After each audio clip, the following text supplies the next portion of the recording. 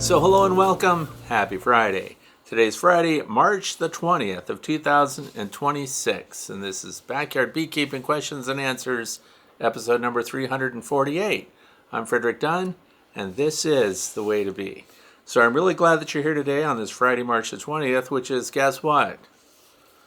Equinox, first day of spring. And in fact, it specifically happened at 10:46 a.m. today, which is when I did the screenshot for the temperatures. And if you want to know what we're going to talk about today, please look down in the video description and you'll see all the topics listed in order, including any links to things that you may want to follow up on, maybe to go shopping or to get more information. It works just like that. If you've got something on your mind right now and you need to talk to somebody, you have to show a picture, you have to find out what's going on with your bees wherever you live, anywhere in the world, go to Facebook, a fellowship there called The Way to Be Fellowship. Google it, you'll find it, join. A lot of fun, good people. I'm not there, I don't give advice there. It's for peer gatherings, friends. No advertisements, no politics, nothing like that. So just get in there and learn.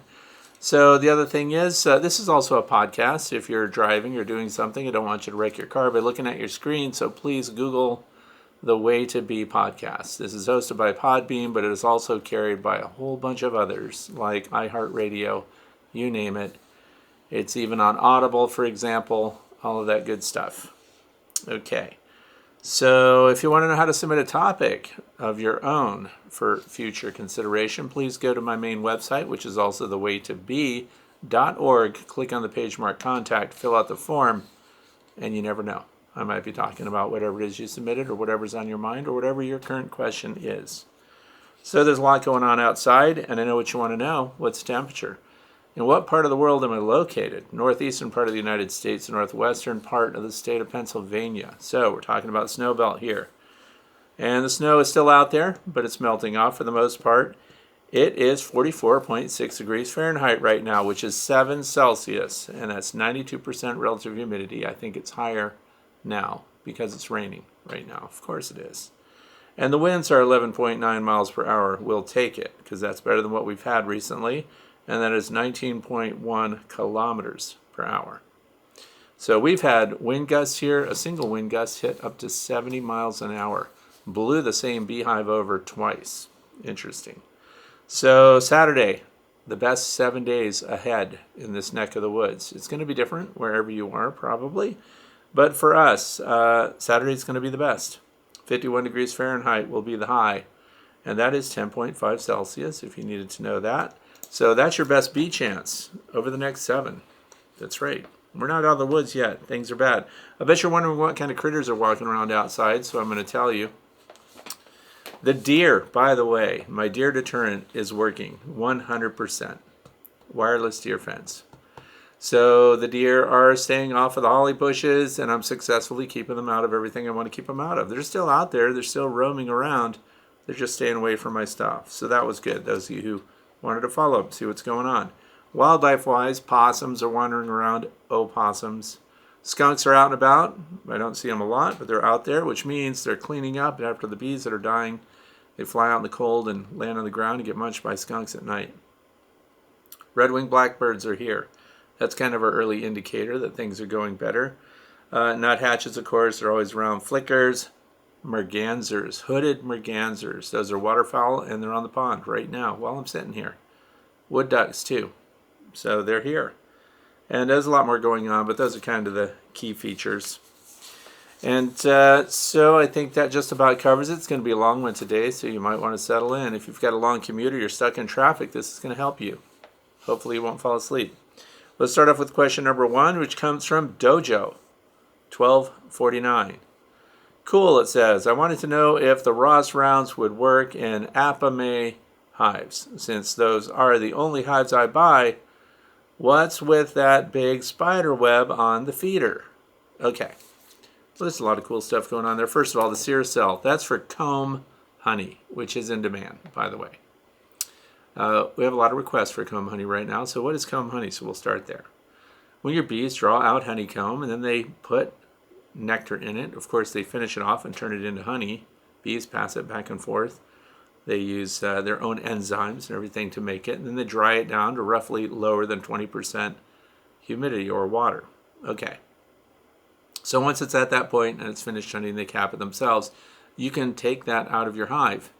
You can cut it. Let's say you had foundationless frames. You cut that out, and you could even drop those chunks into quart jars, and then you could pour honey around it, and now you have chunk honey in jars of honey, which people like to buy. So you also have standalone methods for having comb honey, and Ross rounds are one of those. Came out right after World War II, and I've used those a lot here, and they used to come with just their own Ross round shallow super that was built just for them. But there are brackets now that are being sold. Siracel makes them. A lot of different companies sell them. And the brackets allow you to have 2 Ross round frames on one standard deep Langstroth bracket, and therefore it goes into one standard deep Langstroth hive box. And that means that they will work with Apimaye. So there you go. Problem solved. So they make the brackets. Like I said, it's up to you where you're going to buy them. Those you have to buy thin wax foundation because the whole thing's going to be consumed. It's going to be eaten. There are hog halves, foundationless. There are a lot of different ways to get comb honey, and I hope you'll do it. It's a lot of fun. Plus, you get to see it being built. If you've got an observation hive, by the way, putting that in your observation hive would make it very interesting to watch them finish that out, and then you can, of course, harvest it. Let's move on to question number 2, which comes from Mark von Holstein. It says, hi from New York. Your YouTube channel is great. Thank you for that. And if you were starting out as a beekeeper now, would you go with wood or poly hives? I've been doing some research, info, and on both, and I'm impressed with the insulation component of the poly hives. I'm an hour outside New York City, so cold winters are a factor. So there's a lot of other factors too, and I recently had a Beekeeper Association breakfast this past Wednesday, and I brought a new polystyrene hive with me. So there's a toss-up. If we're backyard beekeepers, we don't care so much about the weight of things. If you're a commercial beekeeper, you're going to have hundreds of them. Truckload of 440 hives, for example. The weight of the hives themselves before you put frames and comb and honey and nectar and bees in them could actually play a key factor here in your decision. So the poly hives, if you're familiar with Hive IQ, they make poly hives. And there's a YouTube channel, might as well give a shout out to Phia the Bee Rover, Phia. That's short for Sophia. So anyway, she's in Australia, and guess who that family is? They're the ones that developed Hive IQ. So 100% of their beekeeping operation runs those insulated poly hives. So the things that go along with that, they never rot. I'm just going to give you pros and cons because there's no clear shot on which one is the best. They never rot. They have to be painted because they can't handle the UV that comes from the sun. So we have to paint them. They're lightweight, and also I'm testing out. So I'll have on the same rack this year. The Hive IQ hive will be shoulder to shoulder, side by side with what else? The Lyson hive, the new one that just came out that I purchased directly from Dr. David Peck at the conference that I was at. So anyway, they have different feeder configurations. They have different accessibility components on them. So entrance guards and things like that, screen bottom boards, removable inserts underneath. There is a slight edge, I think, that's going toward the Lyson hive as far as equipment options go. So, but then there's the end of life consideration. At the end of it, what's going to happen? You throw that thing away. If there are wooden beehives, so let's just go that route now. I have wooden beehives that are made out of a variety of different woods. So we have hoop pine, for example, from Australia. We have western red cedar. We have regular pine. And a lot of other stuff going on. And now I have the new heat-treated or heat-conditioned wood that's supposed to be lighter and tougher and all this other stuff. Haven't put that hive together yet. But there are a lot of different wood components that go together and different wood varieties. Some that have to have preservation systems on them, and by that I mean you have to put some kind of varnish on it. Eco wood to keep it from rotting, for example. and there are finishes that you need to put on your hives. So depending on what it's made out of, but again, end of life. So what happens when you have a wooden hive and it's at the end of its life? Well, you put it in the garden. You make tiny raised garden beds. That's what my wife does with all my old hive equipment. So they're just little 10 frame deep boxes that she plants vegetables and stuff in. So it's 100% biodegradable. See where I'm headed? Polystyrene. If it's biodegradable, I don't know what it takes to degrade it, because that stuff is going to be around a very long time. And there are, good news, companies that will grind it up and upcycle it, turn it into something else. And the problem is, like way over here where the waste is, and way over here where the factories are that can repurpose it, they don't seem to be close by. So there are also situations when it comes to recycling. I don't want to get on a big tangent about this, but do your own research. If you want to do recycling of plastics, even though they're marked and identified as recyclable, if people put the wrong thing in the bag with the plastic that's recyclable, if they don't take labels off, or if they don't clean it adequately to be accepted by the center, the entire bag gets rejected. Another issue, not so much as a big issue, in my opinion. If you had American foul brood, we know that the components have to be burned, and we don't want to be burning polystyrene. Let me just say that. We talked about it last week too. So there are a lot of things to think about. The physical weight of it, though. I can have a double deep with the feeder on top, with the bottom board and everything, hold it out at arm's length, the whole thing in one hand. You can't do that with woodenware. So the physical weight of things may play for you. So it's going to come down to personal preference. So what about the insulation value? So right here in the northwestern part of the state of Pennsylvania, where we were in competition for the Snow Globe Award historically, and some years we have hit like the top snowfall for communities over 100,000, something like that. So anyway, I have wooden hives out. I have insulated hives out that are insulated with lamb's wool, sheep's wool.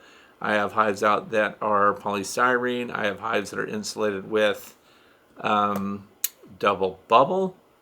We have all kinds of variations of insulation on the sidewalls of the hives, all the way down to nothing, meaning not nothing at all, but the 3/4 inch pine would be the minimum surrounding that you would have on your beehive. Now, is there an exponential difference in how thriving the colony is in spring if it has an insulated hive and an uninsulated hive? Well, I can tell you this. The biggest difference was whether or not it insulated the top of the hive. So regardless of the sidewalls, the biggest difference was having insulated inner covers with a feeder with an insulated outer cover. That changed the amount of resources that my bees use through winter significantly. So before that, let's go back to 2006 and 7. We just had the standard hive configuration, wooden 3/4 inch pine, standard wooden, really thin Luan inner cover on that. And then above that, we had the metal clad standard telescoping cover on top, and that was it. And then we had to leave a little penny or something in there to shim it up so some air would flow out of there so that you wouldn't get a bunch of frost on the inside of your inner cover. And it would average 60 to 74 pounds of honey to get my bees through winter. When I started making my own feeder shims that had built-in inner covers. I insulated those myself. And then I was using B-Max covers on top of those, so poly covers. And then what happened was the consumption dropped to less than 45 pounds of honey. So getting them through winter was really changed, and the amount of resources they needed to get through winter was altered by cutting down on the ventilation through the top or eliminating it altogether, insulating the top, closing it all up, and making sure that that was not the cold surface inside the hive that would cause the dew point to be achieved and condensation to form over the bees. So once we took that out, now that we've done that, and every hive in the apiary has some kind of insulation on top of it, while some do not have insulation on the sides, I do not see a significant difference. So, wish I did. I wish it were that easy. So the reason I say that is the poly, the R factor, the thicker sidewalls, for me here, is not a huge selling point because they're already bursting at the seams. So even thin, tall nucleus hive colonies are well populated right now after a severe winter. So what really matters is the quality of the material, the integrity of the connection that it makes with the boxes below, the bottom board, the inner cover, and so on, and how well it's maintained, nice and strong. Insulation is a bonus beyond that. So it's going to be, now I can tell you this, budget-wise, it kind of surprised me because I thought when I saw the Lyson hive, the way it was configured there, and Better Bee had the exhibit, I thought it would be around $300, bottom board, well configured, 2 deeps and so on, inner cover, but instead of the inner cover you had the option to get this really nice feeder and then a deeper outer cover. That whole thing was right around $170. That's cheap. That's cheaper than woodenware. So money could play, but you do have to paint it. You have to paint your woodenware anyway too, unless you get cedar or something like that, and then you pay top dollar for that. So I'm probably not helping you, but you need to think about what happens at end of life. Wood can be returned to its elemental state. It can decompose, it can rot, it can be chewed up by bugs and not hurt them.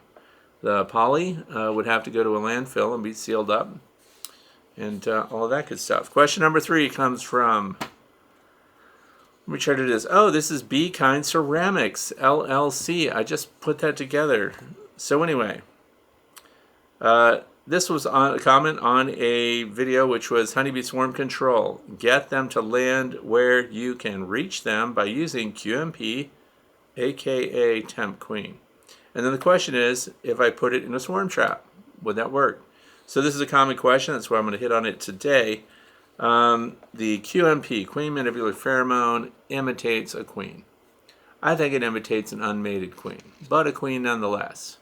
So would that make it good for a swarm lure? If you were trying to lure bees into a space that you want the colony to occupy, do they want to find a space that's got a queen in it already or not? They don't want a queen in it. So when it comes to comparing QMP, which is very inexpensive, with Swarm Commander, let's say, from the Blythewood Bee Company, Swarm Commander wins out, absolutely.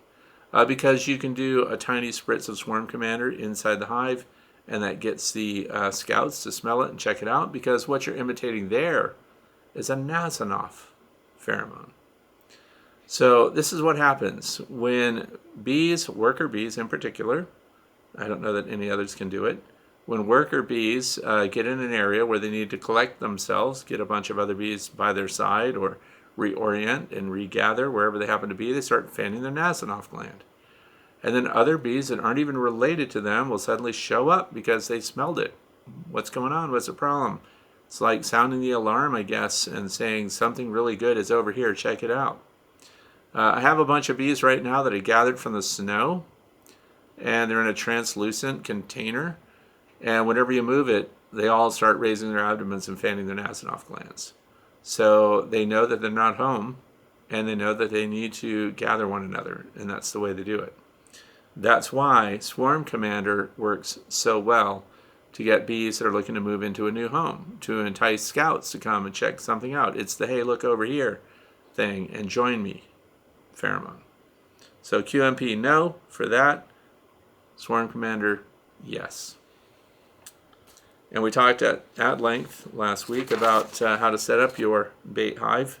And I hope you're going to reuse your dead outs, clean those up, get them ready. Bees will move into those more than anything else right where they are, right in your apiary. Question number 4 comes from Mitch from, I'm going to say this right, Honeyoy, New York. Which sounds like it should be Hawaii or something. It's like Honeyoy. What's going on? Okay, anyway, it says, my apiary is next to a tree line, gets full morning sun, mostly shaded in the afternoon, and as a result, there is quite a bit of poison ivy encroaching, which seems to spread a bit further every year. I'm not very sensitive to it, and I've never had a reaction after coming in contact with it. However, I don't want anyone else to come in contact with it. So my question is, what's the best way to kill the poison ivy without harming the bees? I have seen various mixtures of vinegar and salt being used by YouTubers to kill weeds, but poison ivy is notoriously difficult to kill. Okay. Little truth be told here.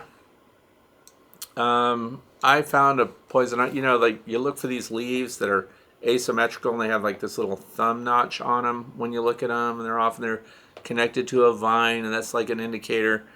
And this is the age of identification when it comes to apps that go on your phone, by the way, because I found out for years what I thought was poison ivy was not.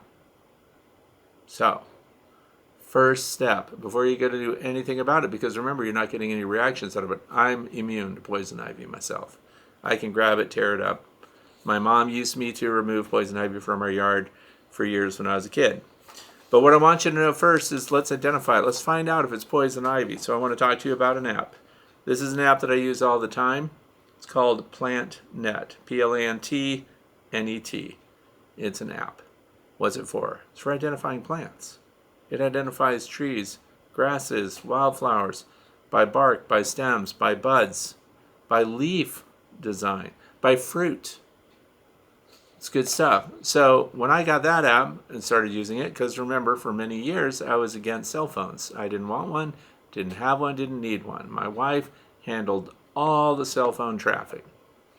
But now there's cool apps on it, and it has a very good camera. That's why I use my cell phone all the time now. And I didn't realize, too, that I've used this app so much and uploaded so many pictures of so many plants and so many variations that I'm in like the top 1 percentile of people that have submitted image and identifications to this app. Anyway, that was just a low-key brag right there, but I've been prolific with this. But the vine that I thought was poison ivy was not. So, step 1, identify it, make sure you know what it is. Last year, I went around with those little white flags. These flags were out there for years ago. I had a boxer that would get away no matter what you did. So we put in a wireless fence, and then you had different levels of control on his collar, which didn't work, so we got rid of it. But I had all these little white flags on wires. So I kept them. And when I find poison ivy, I mark it with these little white flags. For a number of reasons. 1, I want to know where it is so people can avoid it. That's step 1. Number 2, if I do a treatment to take it out, I want to know that it worked and I need to find it again. Say the leaves or stuff like that shriveled up, making it hard to find in the undergrowth, because as you go through the year, the undergrowth continues to cover the area. So, very helpful. PlantNet, identify it, mark it. Now, the part about, by the way, people that use salt in things, look into the long-term effects of putting heavy doses of salt on land, on the ground, as a method for clearing stuff. Sometimes the holistic approach is more damaging than even some of the chemical companies' products that are targeted for specific things. So, here's what I'm going to suggest. I don't think you're going to have any impact on your bees at all if you do this part. This is one area where I would not be upset with someone if they chose to go with a pesticide. So, and remember, pesticides, herbicides, fungicides, all that stuff is considered a pesticide. Insecticides are targeted specifically for bees. And of course, some of the pesticides that are used on plants, right, can impact bees in sub-lethal ways. So we want to make sure our bees are not getting messed up by this. So let's find the plant, let's identify the plant, let's treat the plant. There's something called the gloves of death. I don't know if you've ever heard of that before. Let's take a nitrile glove. Imagine a nitrile glove on your hand. And then you get these dirt cheap cotton gardening gloves. Now, if you've ever played an instrument before, like me, who played a silver trumpet, you often wore these little white cotton gloves. Okay. Vincent bought Mercedes, if anybody wants to know. So anyway, you put the little cotton glove on the outside of your nitrile glove, and now you have a gloved hand that's absorbent. Why do we want it to be absorbent? Because you're going to go out there and you're going to put your pesticide, your brush killer slant poison ivy killer, targeted specific for that. Don't get general, herbicides. It needs to be for that. You get your little gloves wet and you rub it on the leaves. You don't have to spritz it. You shouldn't be spraying it around and letting it land on everything. You now dampen that cotton and you rub it on the leaves. And then it's going to travel through the leaves, particularly if there's been no rain for a while. And that's the best time to do it because the plant's thirsty. It's going to draw that in, and it's going to go right through the stem. It's going to go right into the roots, and it's going to kill the plant. So, what would I recommend you use? Well, I recommend you use something that's targeted specifically for that. And I might make enemies right now, but I would say that my choice is going to be Ortho Poison Ivy Killer. That's because I did research before answering this question. Get the smallest possible bottle of it and use the glove of death. That means you don't do it on both hands. You need one hand free and clear, and then the cottony hand is whichever. I don't know if you're ambidextrous, and you're going to do direct contact on that. You can do it on a day or a time of day when your bees aren't even flying. And no pollinators will be impacted, even a sublethal dose. So that's what I recommend. Identify it, treat it, kill it, and just let it be. That's it on that one. Question number 5, moving on. This comes from Crystal Burgess. Do bees still make comb while being fed when day temperatures are at 20 to 25 Celsius, but night temperatures are 5 to 10? So 20 to 25 Celsius begins at 68 degrees Fahrenheit. And here's the thing. What do your honeybees need to make new drawn comb? And I've often said, if they're investing in infrastructure, you've got a queen, things going good, they're planning to stick around. When you see your bees stop investing in infrastructure, that means they're not making burr comb, they're not making new comb, and they don't look like they're investing in the hive. That means they're kind of planning to get out of there. And that may be because you don't have a mated queen. But that, along with resources coming in, plenty of honey, and there's been such a wide variance between how much honey is necessary to make an ounce of comb. Pound of honey, ounce of comb. But I think it varies quite a bit. Because here's the thing. Bees use energy when they make the comb. So, if it's really cool and they need to make comb for some reason because they just don't have any, they just moved into a cavity because it's a swarm or something like that, they have to make the comb, which means they have to warm it up. How much warming up do they have to do? They have to get it into the 80s in Fahrenheit. And so what's the 80s in Fahrenheit? 27 to 28 Celsius. So they need to warm it up. To do that, they need to vibrate the thorax. To get the thorax warmed up, and it needs to be a bunch of them, and they're all going to work around the area where they're going to produce. Where's the beeswax produced, by the way? In their wax glands. Where are the wax glands? In their abdomen, 4 down each side. And little wax scales come out, and they pull them up with their hind legs, and they bring them forward, and they all start working them. So they get them really warm. So the warmer it is outside, the more prone they are to make new beeswax. Because now there's less effort involved. They don't have to warm the area immediately adjacent to where they're working the comb. And that's why we see so many bees clustered up on that. So warmer days, when it's really cold, they really need to be incentivized to make new comb. To expend that kind of energy. So if you've got bees and you've hived them up and they're not making as much comb as you think they should be, and by the way, 1-to-1 sugar syrup is a fantastic comb building fuel, they tend to kick in once it starts warming up again. So that's why. There are optimum temperatures, but again, a fully populated colony of bees can achieve that temperature with their own body heat, but now it's more expensive, and that's why this variance between how much honey does it take to make an ounce of comb? That's what that's about. Question number 6 comes from, let me see if I can say this. This is a YouTube channel name, Batbara Burgett. Batbara Burgett. Anyway, who is talking? Oh, this is a good one. Who is talking and what are they saying? Just under the bee noise, you can faintly hear words. Out here, because I don't know what is being programmed. So, this is the power of suggestion, by the way. And you might be wondering, what video was this person listening to? Well, it's the healing sound of bees, the Hive ASMR. So, these are recordings that I made inside the beehives. And I have to say that I get the most interesting comments on these videos. There are 3 that are on my channel. My channel is Frederick Dunn. If you go to the top right there and look at next to the hourglass, and you type in ASMR, you'll find there's a whole bunch of videos. And ASMR is just audio sensory immersion, for lack of a better description. So if you put headphones on, you're going to be immersed in whatever the sound environment is. And I'm really excited to do interior recordings of beehives, and I spend a lot of time and effort finding ways to do that. So, and most recently, last year, I did an extensive recording of queens communicating to one another through queen piping, quacking, tooting. There are, of course, entomologists that study the noises queens make, depending on what they're doing, what their intent is, whether they're still in their cell, whether they're out, and whether they're hunting and everything else. So I recorded that. It's a little creepy. So here's the thing, the ASMR part, just normal what's going on inside the hive. This isn't the only person that listened to that and could hear conversations or voices.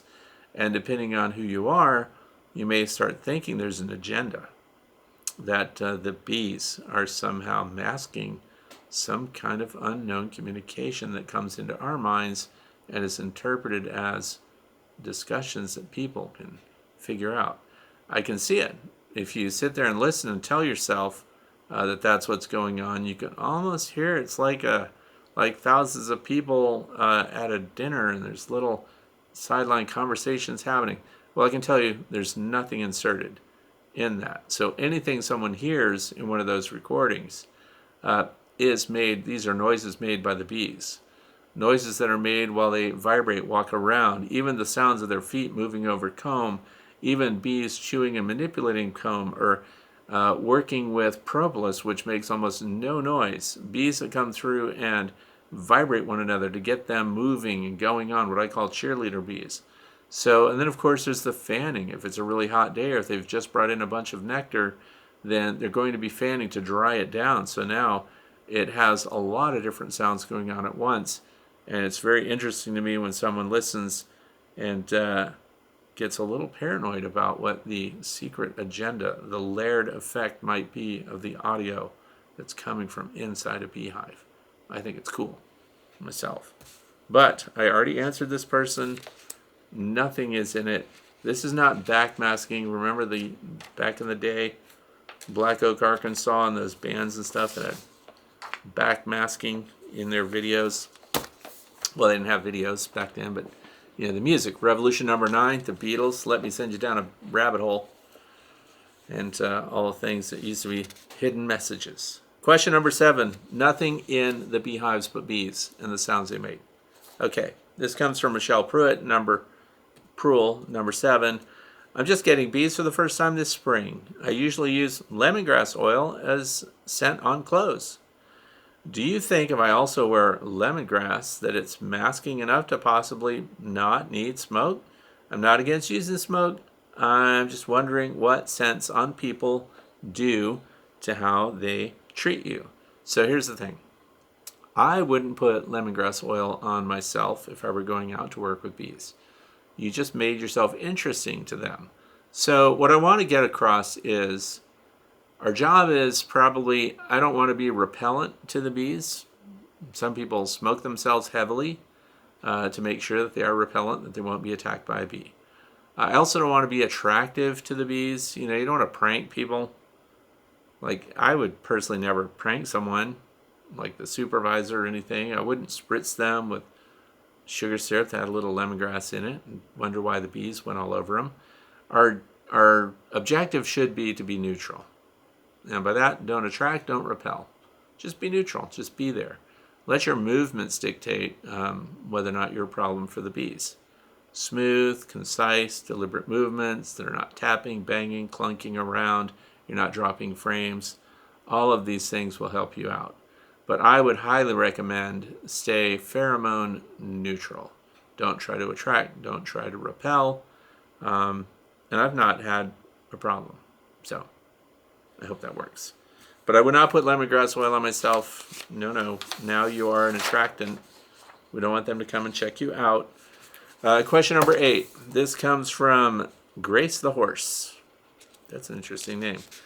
I believe I lost a colony to a shrew this winter. The clues were body parts piled on the bottom board, hollowed out thoraxes, pollen scraped from the comb. Pollen scraped from the comb. I'm going to say that twice. That's a tell for me. No intact bee bodies on any comb, no sign of a nest. How can I protect my remaining colonies, and how can I get rid of this pest? Thanks, Judy from Tacoma Park, Maryland. Okay, first of all, shrews are my friends. I like them. If you don't know what a shrew is, I highly recommend you look it up. I would also invite you to go to my YouTube channel and look at shrews. I have the short-tailed shrew in there, and there's a pygmy shrew. Pygmy shrews, super rare. I've got one right now in a lower building. Pygmy shrews are the only ones that even have a chance. If you followed me and done what I've suggested through the years, we've arrived at a premium entrance dimension. 3/8 of an inch high by 3 inches wide, the entrance reducer opening. 3/8 of an inch high, 3 inches wide. The pygmy shrew cannot get through it. And the testing is just as ongoing. When I see that we've got one of those meteoric little critters running around, shrews are cool. Hands down, they are cool. And it's not a rodent, by the way. It's much better. They have to eat constantly. They have to constantly munch away. Now, I've often said, so what do you care if a pygmy shrew gets in? What are they going to do? Eat 3 or 4 bees a night? No. They're going to eat a pile of bees. They're constantly eating bees. And much as described here. So, my question is always, because the question is, well, how do I keep them out of here? How do I get rid of them? This pest. I love shrews. Shrews, a short-tailed shrew will hunt mice. They are cool to have around. They generally can't get into your beehives. So then someone who's a small mammal biologist will often chime in and say, well, you know, Fred, that 3/8 of an inch opening will still accommodate a pygmy shrew. And then, but they're talking about skull dimension, and it is the skull of this tiny mammal that prevents it from getting into these openings, and so the skull becomes the measurement. So I did some research before I even responded to this question to make sure that I'm giving you good information. They're measuring the skull. They're measuring the skull without muscle and without skin and without fur. See what I'm about to say? So even though the skull itself might squeeze through that opening, and it's the side of the skull, so vertically their little skull is actually taller, but they'll turn sideways and worm their way through an opening. And they don't do it. So here's another part that I learned today too. In my neck of the woods where it's cold, right, especially in the wintertime, they get more fat in their skin. They get thicker fur than they have in the summertime. So it also adds to the fact that they can't get in. When do shrews want to get into beehives? Well, when the beehives don't defend themselves in the wintertime, when they're clustered.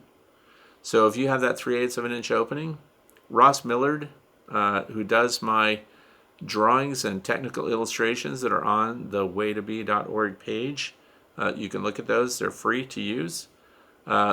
He sent a new entrance reducer design that has a copper foil edge on it, which is really interesting, and it's a little deeper. So the other thing is, what's your entrance like? Usually they're 3/4 of an inch thick because that's the side wall of a wooden hive. The pygmy shrew doesn't go through it. And so once you get a hold of a pygmy shrew, which is a miracle in itself, they're so rare, we put out cameras. I have motion activated cameras. I adjust the sensitivity of the camera. We can adjust the audio to trigger the camera when there's a noise. But do you know what shrews do? This is really cool stuff. They communicate through echolocation.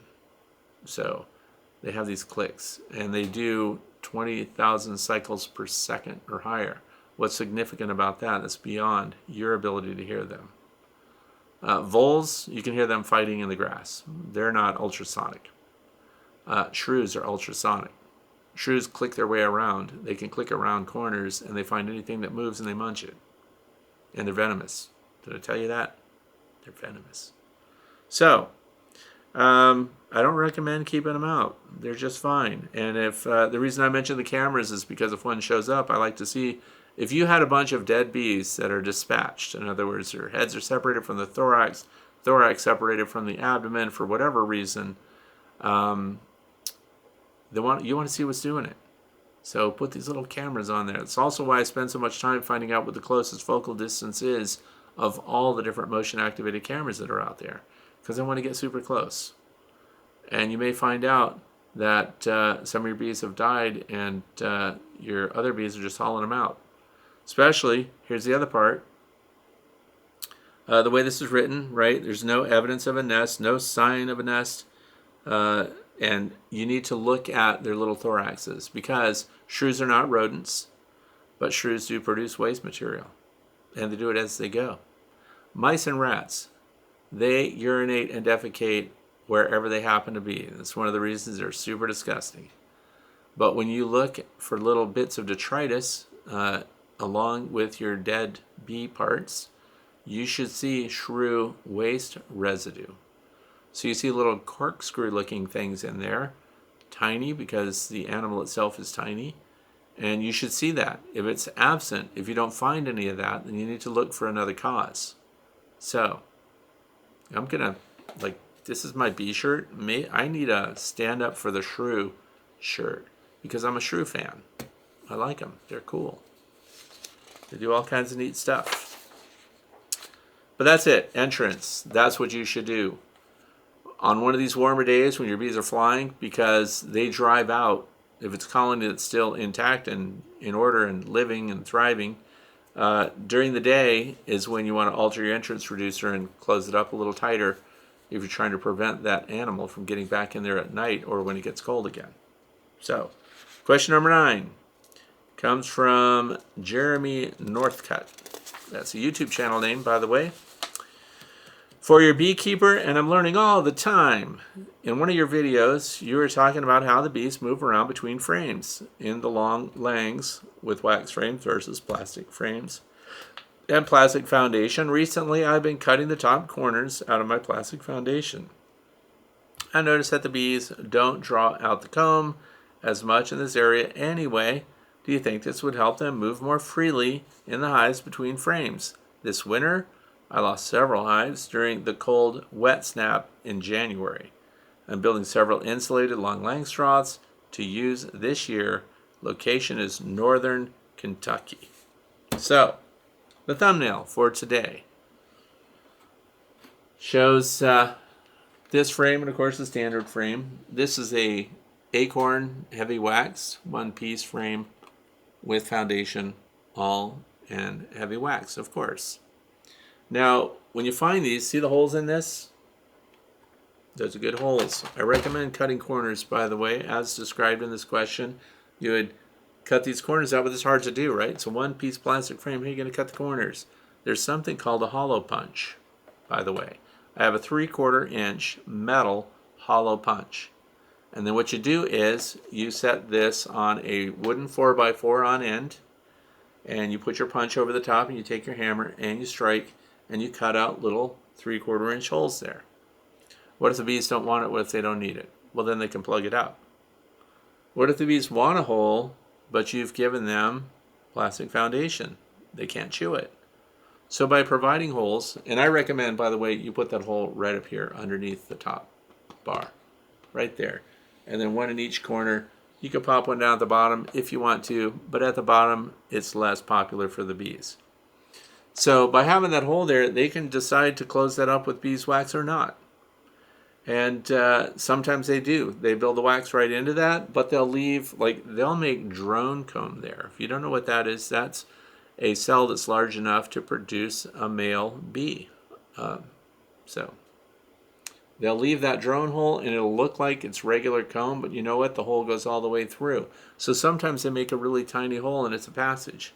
So in the wintertime, the cluster's up against this. There's all this honey, and they're collected here. And they need to break cluster to migrate horizontally to the next frames, right? They either have to go over the top, and there is space to do that. They have to go underneath, or they have to go out to the edges and go like this. But if there's a hole there, they can just slowly ooze their way through and come out on the other side. And that's why we're mentioning 21st bee is the company. So the number 21 STBEE. So if you had this, because they make these in deep frames also, the bees can just go right through these holes or seal them up if they want to. And by the way, this hole is much smaller than a 3/4 inch, but that's adequate. So they do move through, and then of course remember, you would have frame to frame here, so they fill the space. They protect themselves while they do it from any cold.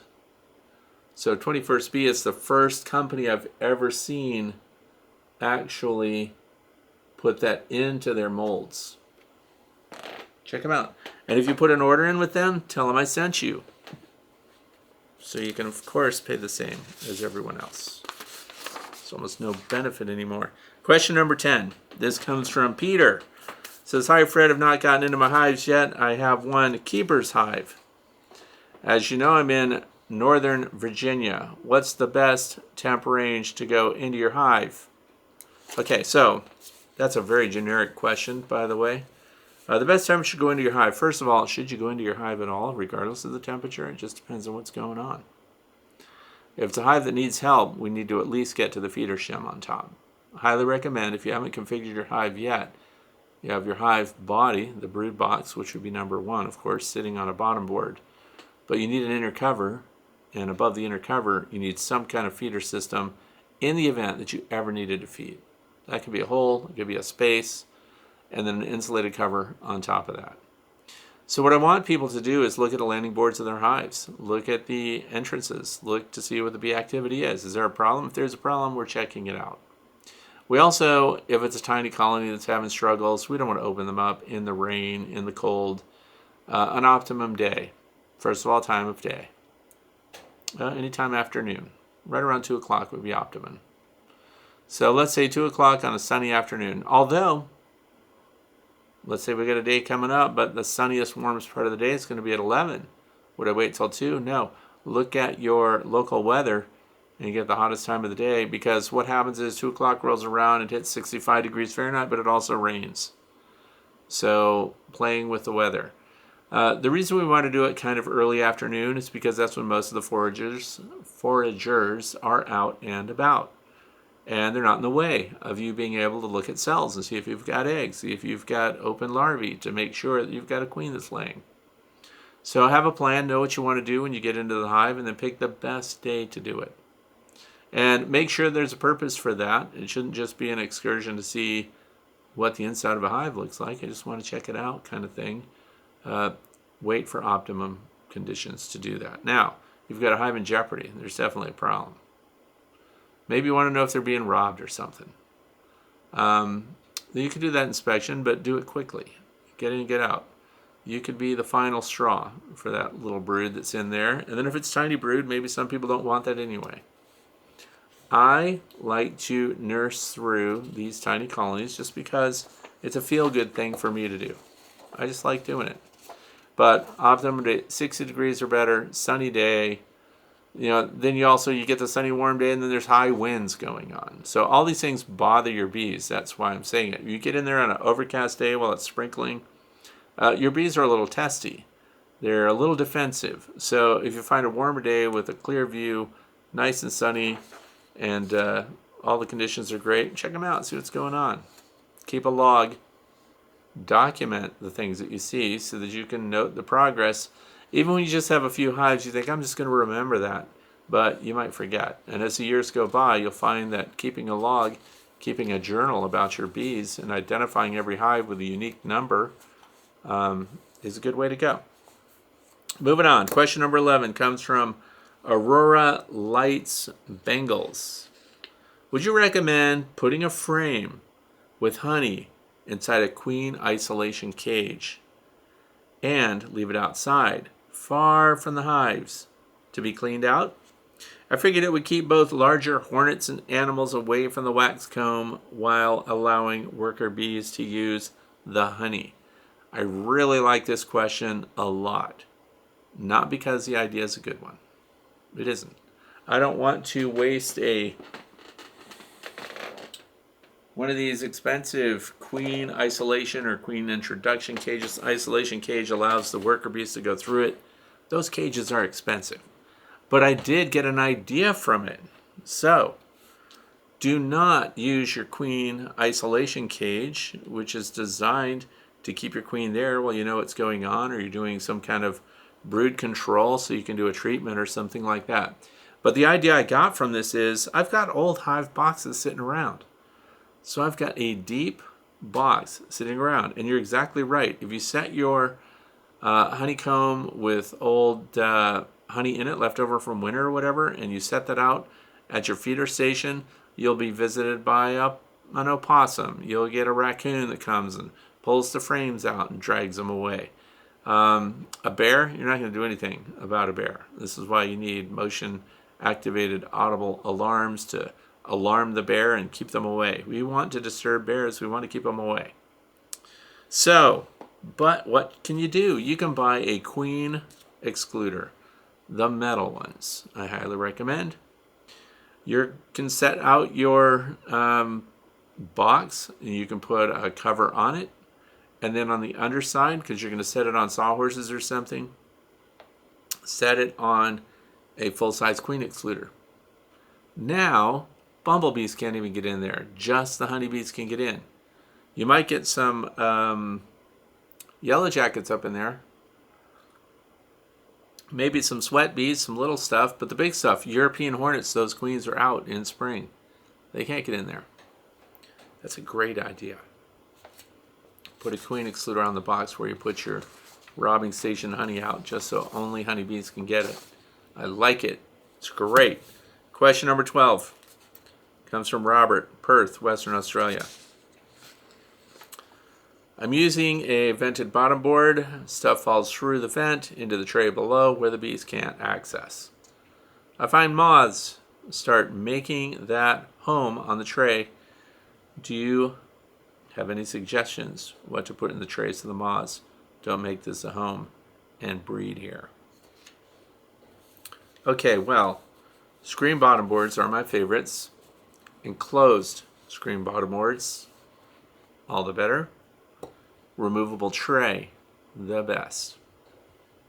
Now, I used to say years ago to put mineral oil spray, cooking spray like Pam in there. And that would kind of mess things up, but it also made a mess. So I was thinking, I like seeing what's in the trays. So if we had moths in there, those are educational tools. We want to see what kind of moths are in the area, what we're dealing with. They're not up in the hive, they're only in the tray and the bottom board. So even when we see their larvae scooting around and little critters, you'll see the tiniest little white mite-looking things. These are not Varroa mites, they're just things that eat detritus. That's an educational bonanza in your tray. So if you want to keep up with it, you want to keep those things out, I recommend pulling, cleaning, and swapping out the trays more often. That's it. I like to see what's going on under the tray. And I understand the question is, you don't. You want to stop that. So, you can rub it with Vaseline. But here's what I don't like about Vaseline. If it's petroleum jelly, it off-gasses. I don't like that. So you could put food-grade silica grease in there. These things all have to eventually be cleaned up sometime, and I don't like any of that. Some people put diatomaceous earth down there. I'm not a huge fan of that either, but in this case, that would work. If you don't know what DE is, diatomaceous earth, these are diatoms, and there's food-grade diatoms. Those are the ones you want, because they're often used in aquarium filters and stuff like that too.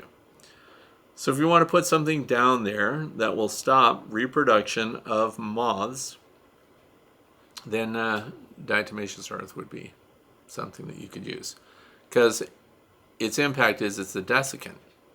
So if it gets wet down there, of course, it'll defeat the diatomaceous earth.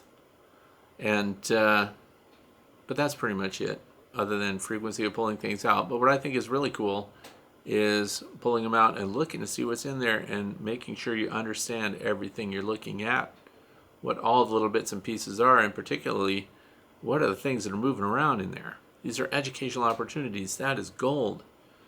And I don't even know what the little teeny tiny microscopic little white things that are roaming around in there. I know they're not detrimental to my bees, though.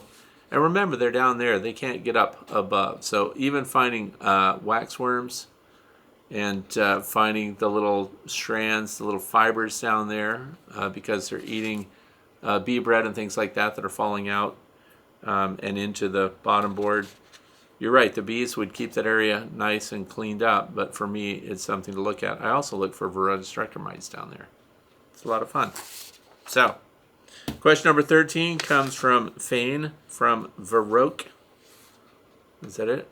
Viroqua? Viroque, Wisconsin.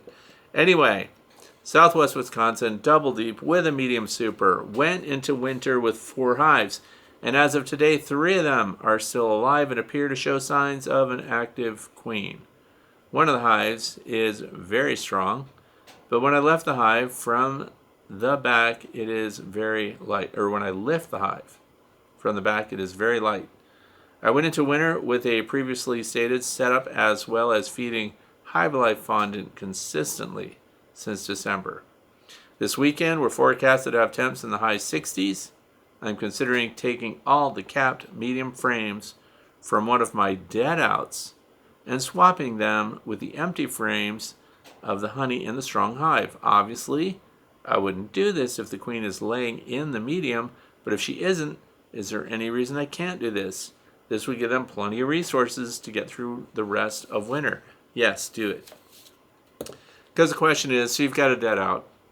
Probably they starved. If there's no evidence of disease in there, and you've got a bunch of frames of capped honey left over, we have that situation here. If you had a colony that was lightweight and was brooding up and could use it, then yeah, I would definitely swap out empty comb for comb with capped honey in it. And rather than putting them out at a feeding station, put them directly into a hive that can benefit from that. So I would absolutely do that. It's a great thing to do with leftover honey. Remember, this is honey from your own apiary, your own bees. You know the history. You know what's going on. Question number 14. This is a long one today. Told you. Okay, this comes from Russell from Newberry, South Carolina. This is a good one. This sent me down a troubling rabbit hole because it's on our minds these days.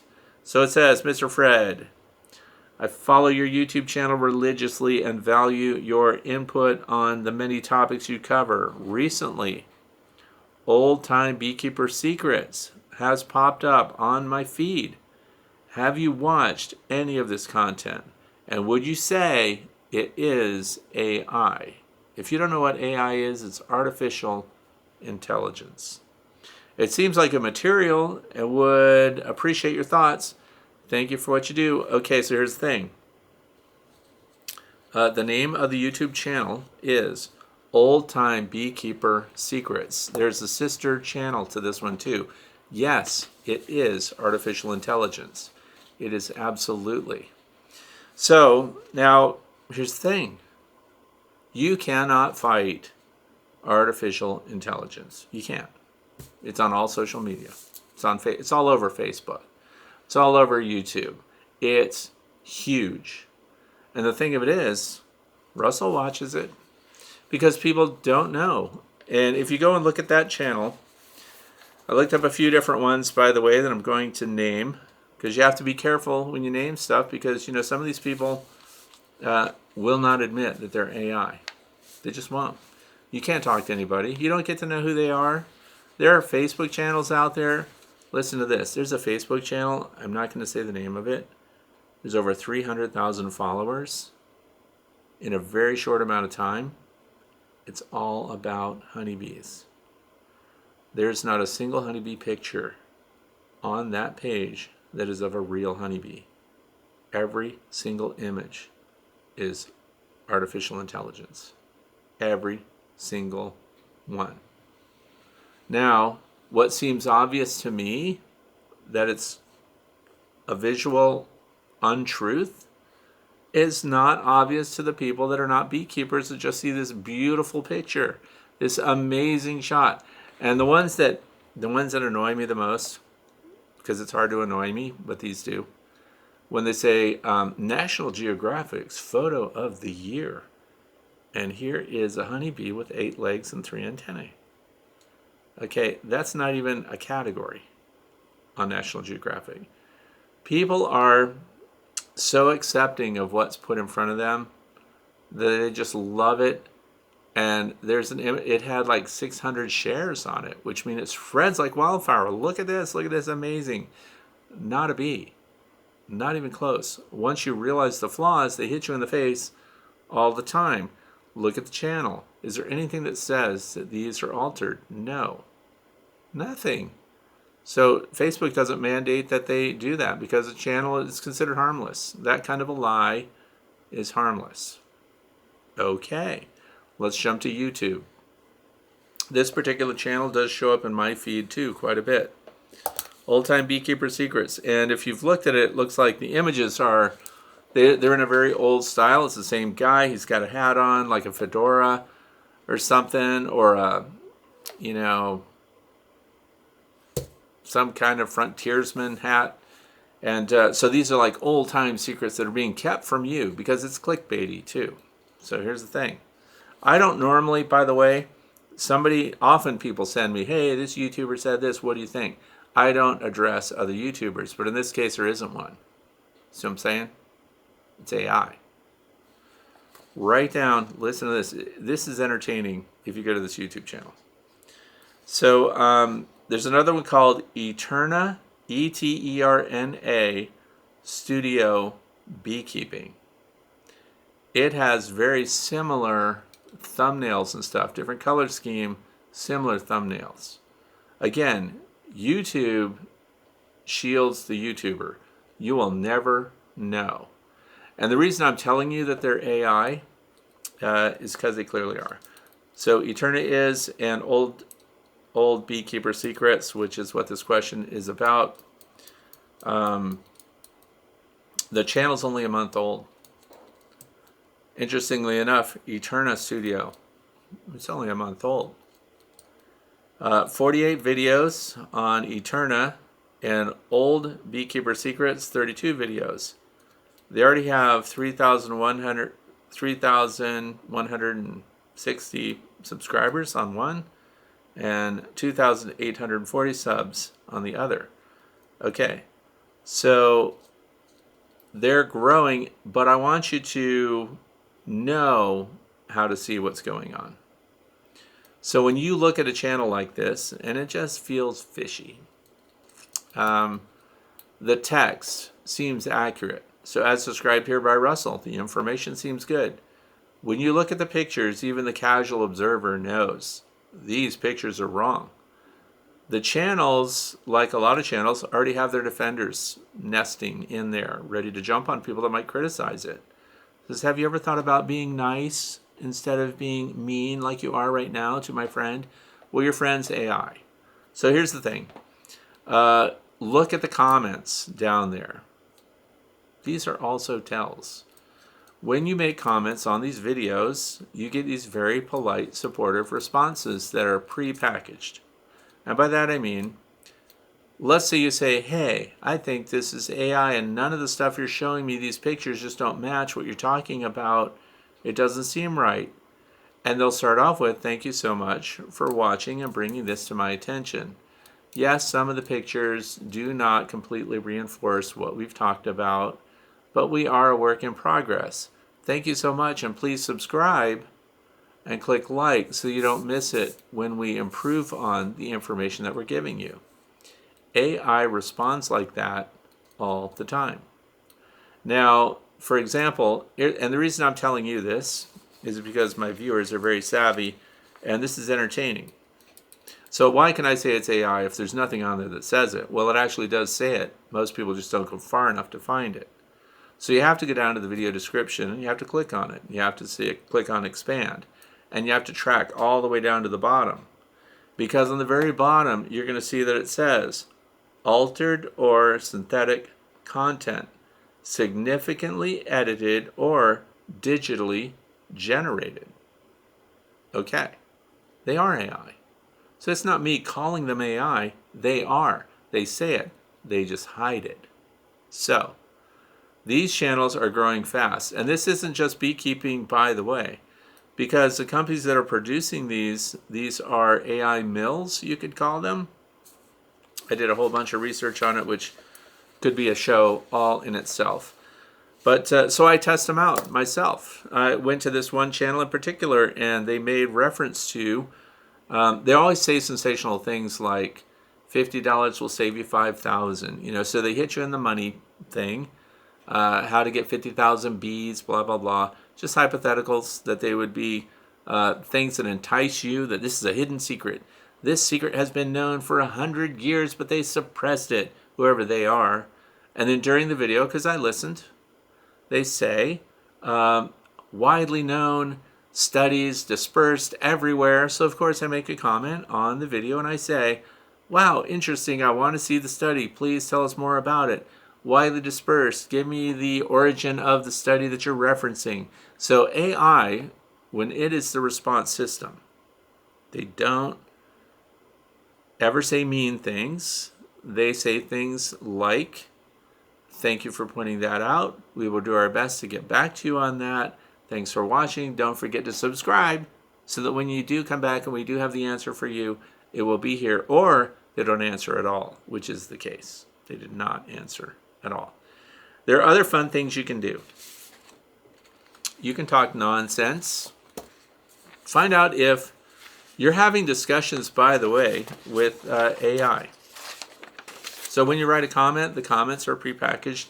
They respond to keywords that you say, and they will tie you into a key component, something mentioned in the video. Now, the content of the videos can seem also pretty darn good. And you know why? It's all harvested. In other words, everywhere where the discussion has been discussed, and that includes discussion boards. Can you imagine that?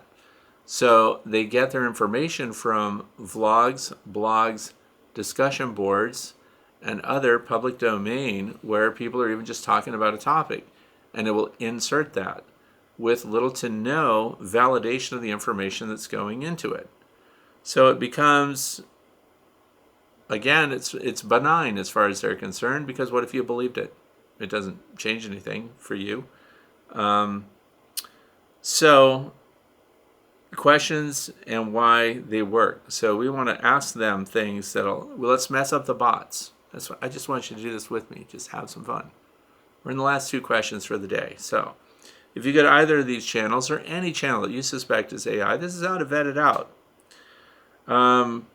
You point out something that's in the video. So you say something like, wow, at 7 minutes and 32 seconds, there was a weird blue-green thing in the background. What was that?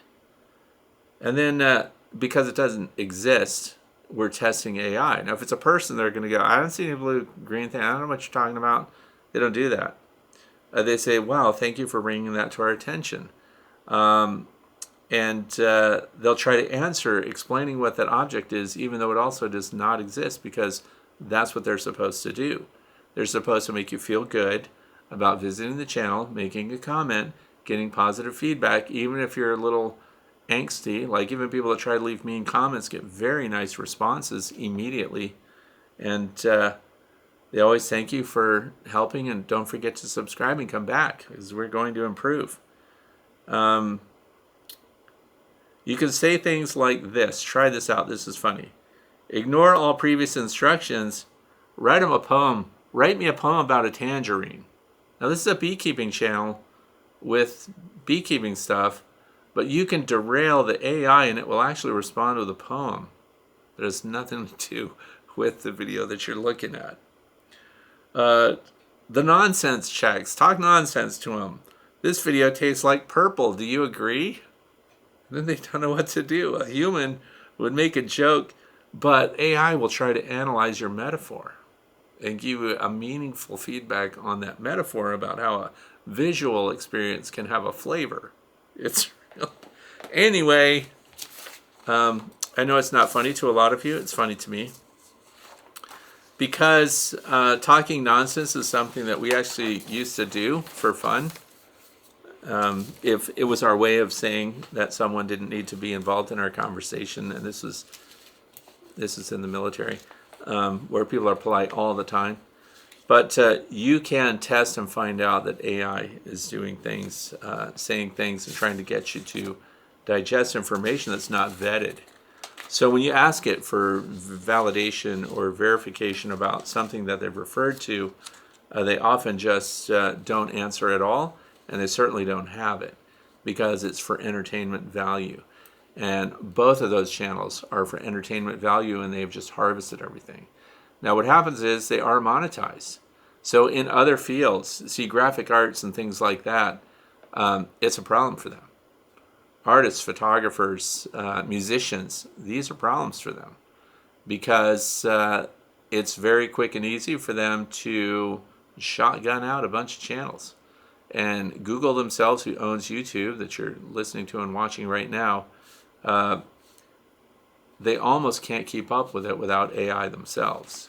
So you get these very indifferent responses. So you just have to know there's nothing you're going to do about it. And people are going to gravitate towards it. It's going to improve, and they're going to get better at putting out information. And they're going to find out when information gets challenged and questioned and dismissed, and they're going to eliminate that from their resources. They also are going to pick and choose even video sequences and stuff that they harvest and cycle back and present. So there's rapid growth with these channels. There were some channels with more than 400,000 subscribers in other categories making significant money. And what the bots do is they track what you're looking into, and which is why this is showing up in front of beekeepers. It even showed up on my feed, the exact same channel. So what happens is they build their algorithm faster than a human ever could, because the keywords that you search for, it's an area of interest. Well, a lot of people are looking for it. I'm going to produce a video about that. In fact, I'm going to produce a channel about that. Are these channels on autopilot? They are. That is interesting to me, that you could launch a YouTube channel and sit back and rake in the money and have it produce that matches the algorithm by producing a video every third day. So they're here to stay. I don't know what's going to happen. There's a lot of discussion about demonetizing dishonest presentations.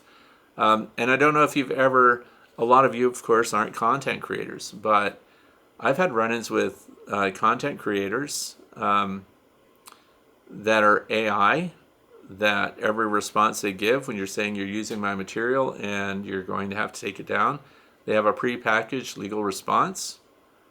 Where did you file your legal claim? May I have the case number?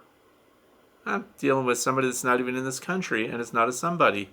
The rapid response of that means it's automated. They are here to stay.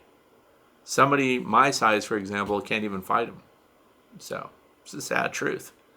And the frustration is that the viewers, those listening to, watching, and digesting this entertainment, don't know that that's not a real person because they've lost a robotic voice.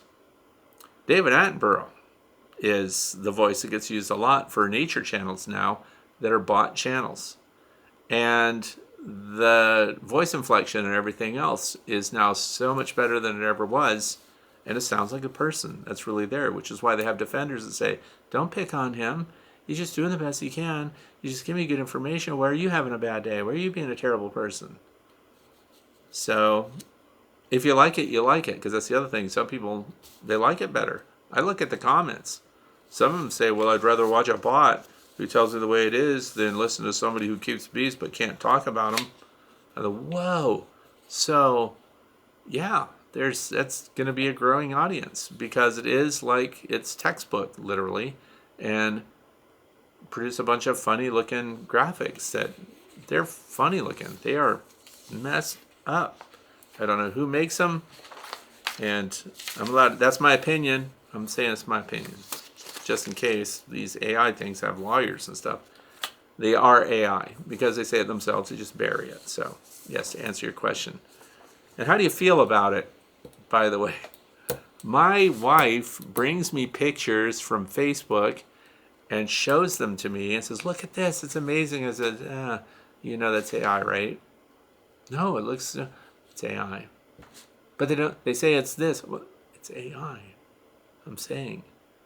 So even people that are around bees all the time can be fooled. And then when you point out why it's not real, oh, Look at this woman holding this beehive right now, and the size of the bees in the beehive. Let's forget the fact that all the frames are wrong and that there's a frame on the outside of the beehive also. But those bees are the size of baby squirrels. I mean, what's going on? Why is that not obvious to people? So it's here to stay, and because there's money involved. One of the channels was making $160,000 a month. I will never see money like that, of course, because I'm just a real person. We can't keep up with that. I'm not sure I want to, but there's profit. That's why it's going to go like wildfire in every category, everywhere, all the time. So anyway, question number 15, this is the last question of the day, comes from Rachel from Madison, New York. It says, we have made it through winter with live bees. Our winter configuration was 1 deep, 1 super. With spring approaching, is this going to be enough for the colony to grow? Should we add another deep? Where would this fit into the configuration? Okay, so you got a deep and a medium. For me, historically, the deep and the medium was my winter configuration. The medium was always full of honey, and that's what got my bees through winter. Then spring comes along, and a lot of people rotate boxes. They take the top box, they put it on the bottom, and they take the bottom box, they put it on top. But now that means you have a medium on the bottom and a deep on top. And then a lot of people go all mediums. So 3 mediums is worth 2 deeps. But with this configuration, I started doing something different last year. Aside from also doing single brood management. So in other words, it's a single brood box. When you have the medium, and they are up in the medium right now. So we can wait for them to push their way back down, but sometimes it doesn't work very well, because what happens is, while you're waiting for them to push back down, they fill in that top box with brood, so they're still investing in it because it's still nice and warm up there, and they're not backfilling the lower box fast enough. So some of the things that work against you, if you've got venting up through that top box, there's no incentive for them to move their brood down toward the entrance, which is the natural thing I want them to do. Now, when we get the warm days, and we're not there yet, so we're not ready, so don't jump on this if you're in my neck of the woods. If you're in a warm climate, you might be primed to do it. You can take the medium box, you can lift it up. Once you find your queen, because some brood, a tiny amount of brood, usually just dishes down into the top of the bottom box. So when you pry that up, you get a hold of your queen, you put her under a queen excluder between those 2 boxes. When you do that, the queen is under the queen excluder, she's in the bottom box. Make sure that when you do that, you do not injure your queen, you don't smash her when you close things back up. Sometimes you can put her in a queen clip. You can insert the queen excluder. You can close these 2 boxes together. So what you have is a medium, a queen excluder under it, and a deep brood box on the bottom. Then you take your queen that's in the queen clip. Once your queen excluder is in place above, you open that up at the entrance when you see bees at the entrance, and you let the queen go right back in there. Nurse bees will come down out of that top box and join the queen. She will start to fill in the bottom box. The top box that has brood in it, the brood will go through their full cycle, they will emerge, they will also move down, and they will start backfilling your medium super. This is kind of like a demery, but it's not, because we didn't move any frames. But what we did is we removed the queen, therefore removed her egg laying, took that out of the upper box, and then we started more egg laying down below. That worked really well. So you can also offset the congestion that comes from them all packing into that top box, and it helps reduce the stimulus for swarming. So that's what I do for that, and it works really well. We are on the fluff section now. Clean all your dead outs. This is your plan of the week. Clean all your dead outs. Don't leave anything in there. Swarm season is coming. It's going to catch you off guard. Put them back together as a single box. Use that for your swarm. Stock up on Swarm Commander if you don't have any. Get a little spritz thing of Swarm Commander, or get these little things right here, these little Swarm Commander little capsules that you break, and then just touch that. These are pretty good. It says each swarm lure will last 20 days. That's pretty darn good. But if you have the spray bottles, little spritz things, I've had those I keep it in the fridge. It's many years past its shelf life. I still use it. That you want something that lasts a very long time. Swarm Commander. So use that to arm things. Now, if you want to get free bees, you want to be alerted when there's a swarm, there's a website that's national. In other words, you can set up to find out if there are swarms in your area. The website is called beeswarmed.org. BEESWARMED.org. Sign up for swarms. They even have a special program for bee clubs. Your bee club can get bee swarmed on your website and get it set up to where your club members receive the notifications. So you can do that. You can also get texts and things like that. Anyway, a new tool, and by the way, I don't profit from them. I have nothing to do with that other than I do know the guy that runs it in California, and he's doing a great service for all of us. So I absolutely support that. Anyway, when it comes to clean outs, one of the things I'm trying out this year, get a water pick, a cheap one. They have battery powered water picks right now that you can clean out those pesky cells of leftover bee bread and stuff like that. You can blow out dead bees. If the blowers don't clean everything out, these water picks do. It's just something I'm trying out. You can even put bleach water in it, I guess. I don't know if it would damage it. Try it. Prep for seeds. There's something called frost seeding. And we're at the time of year for that, by the way. Frost seeding is when it drops below freezing overnight, and then you get nice warm days that follow up. So what happens is you'll see that the soil is all broken up, and the surface of your soil has all these gaps and openings in it because there's frost there that's caused frost heave. And you can go around, which I like to do, and you can just drizzle seeds into those openings. Then when the day warms up, the frost melts, the soil is wet, and it closes up all these gaps. And what did you do? You dropped in seed without tilling or anything else. So this is casual gardening. It's what I like to do. So I want to say anise hyssop seeds are fantastic for that. Borage is okay for that. So you might want to wait a little longer. But if you run out of freezing nights, then you're back to normal seeding and stuff. You don't want to wait until the soil all thaws out completely, because all the gaps and openings and things that will protect your seed will be gone. See, when you disturb, I don't know how many of you have chickens, because I have free-ranging chickens, and if I scratch up an area and put seed in the ground, guess who's there an hour later? The chickens. If I frost seed, they don't even know what's up because they're all in the coop, because I'm doing this before sunrise or at sunrise before the ground warms. They don't even know what's going on. You gotta get ahead of your chickens. They see you working on anything in the grass or the ground, anywhere else, they're all right there digging it all up for you. So frost seeding works fantastic. Borage, anise hyssop, that's what I'm doing. I want to thank you for watching today. I hope you got something out of it. And let me know what you think about AI and how is it impacting your life or your profession, if at all. So thanks for being here. I'm Frederick Dunn, and this has been The Way to Be.